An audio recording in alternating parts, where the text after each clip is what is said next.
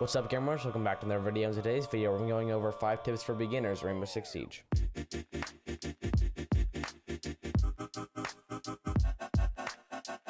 Before we go any further, links to all my socials in the description below, so make sure you go check those out. Now, these are tips for either if you're just starting the game, whether it be console, PC, you're transitioning from console to PC or vice versa, or just for pretty much anybody in general. Even if you are an experienced player, you still might benefit from these tips. But the first tip is going to be finding your sensitivity. Now, on PC or console, whatever you are playing on, you do need a sensitivity in your game. You don't want your sensitivity to be so fast to where you can't track or aim, or you don't want it to be too slow to where when you move your hand or joystick or whatever a lot, you aren't able to look where you need to go, right? So I find the perfect DPI for PC is either 400 or 800. Personally, I play on 800. Those are the two most common because it splits, it works with your mouse the best, pretty much. Either any multiple of 4, but 400 and 800 are the best because they're not too fast, not too slow. And then your in-game sensitivity can be whatever you feel is most comfortable. For me, I have it so on my mouse pad, when I go all the way from left to right, I can do a full 360, whether it be ADS or not. I have my sensitivity set up to it where it's a 1-to-1 ratio. So that's really nice. But if you don't know what your sensitivity should be, especially because now this season with all the new ADSs and different scopes, you need all these different types of sensitivity.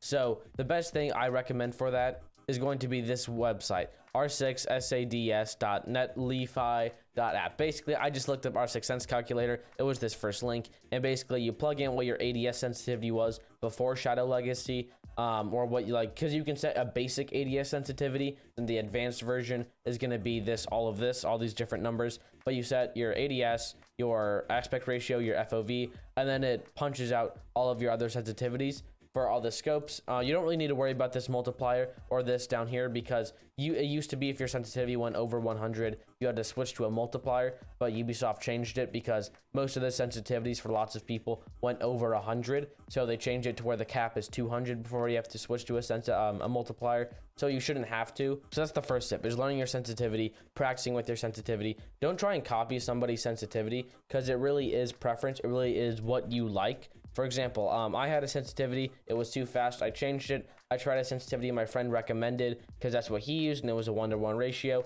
And I've used it since. I've pretty much used it for almost a year now, and I really like it. But somebody like Shaiko has 35 ADS, which is really slow. Somebody like Bolo has 83, which is really fast. Some people for their horizontal and vertical have 12 like I do. Some people like Geo on TSM have 4. So it's all preference. It really just comes down to how you feel. Get into a T-hunt, try a bunch of sensitivities. It's okay to like model it off of a pro sensitivity. Like I'm pretty sure Bolo uses 11-11-83, but I use 12-12-83 because that's what I like. I prefer that 12-12 because it makes it that 1-to-1 ratio. So it really depends how you like it. It really is just coming down to practicing and preference. My next tip is going to be learning the maps.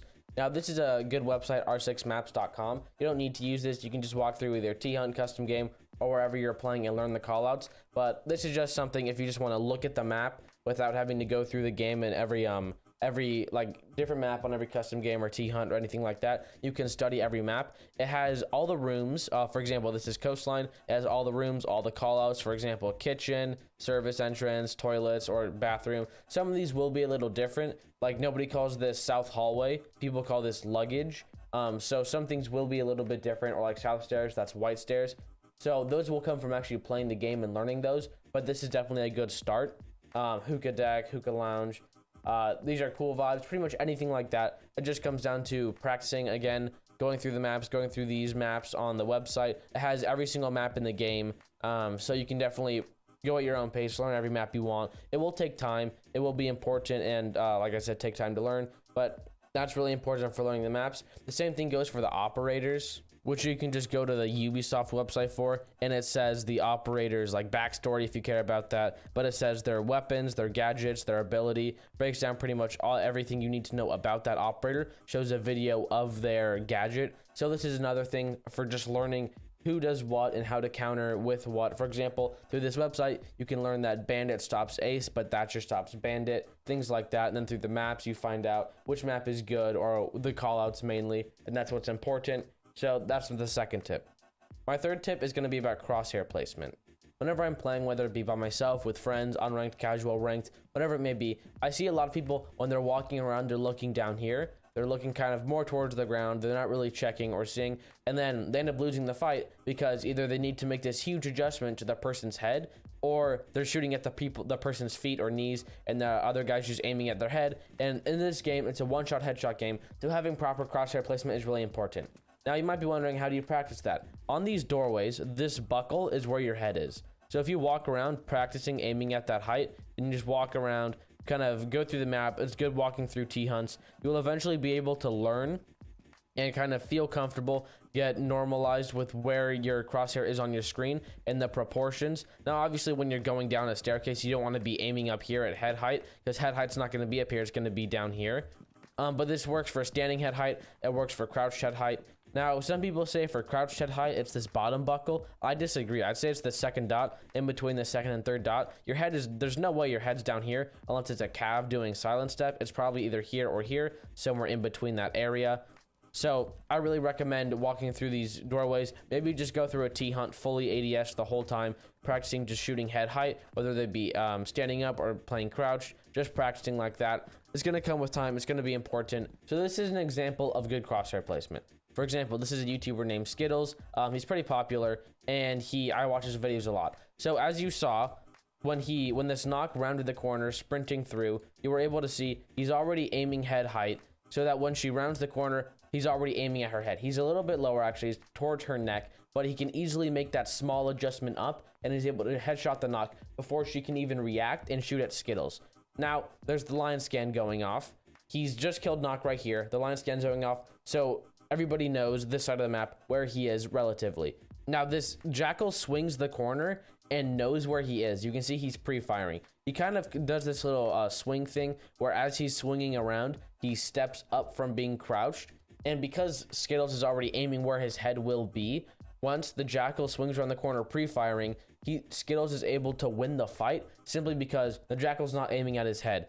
To be fair, he misses literally every shot. Skittles remains at 100 health, but it is important that crosshair placement wins him those fights, because against a better player, or maybe somebody with this guy probably had a 2-time scope. If he had a hollow or maybe a shotgun, for example, he would probably won that fight because he knows where Skittles is. He can pre-fire him. He's already aiming there. But since Skittles is already aiming where his head's gonna be, he's able to win the fight in only a couple shots.